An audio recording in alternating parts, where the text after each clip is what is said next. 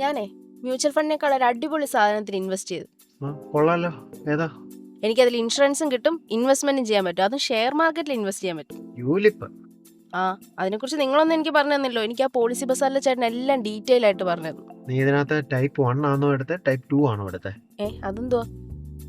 ഈ ടൈപ്പ് 1 എന്ന് പറഞ്ഞു കഴിഞ്ഞാൽ ഇപ്പോൾ നിനക്ക് റിസ്ക് സംഭവിക്കുകയാണെന്നുണ്ടെങ്കിൽ, എന്ന് വെച്ചാൽ നീ തട്ടിപ്പോവുകയാണെന്നുണ്ടെങ്കിൽ നിനക്ക് ഇൻവെസ്റ്റഡ് എമൗണ്ടോ അല്ലെങ്കിൽ ഇൻഷുറൻസോ ഏതാണോ കൂടുതൽ അത് കിട്ടും.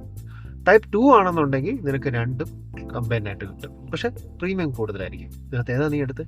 ഞാൻ പ്രീമിയം കുറഞ്ഞതാ പറഞ്ഞത്. അപ്പോൾ ടൈപ്പ് 1 ആയിരിക്കും.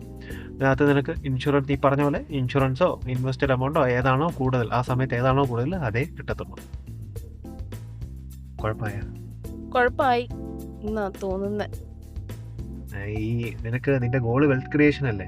വെൽത്ത് ക്രിയേഷൻ ആണെന്നുണ്ടെങ്കിൽ പ്യുവർ ടേം ഇൻഷുറൻസും മ്യൂച്വൽ ഫണ്ടും കൂടെ എടുക്കുന്നതാണ് നിനക്ക് നല്ലത്. ടേം ഇൻഷുറൻസ് ആകുമ്പോൾ വളരെ ചെറിയ കോസ്റ്റിന് നിനക്ക് ഇൻഷുറൻസ് കിട്ടും.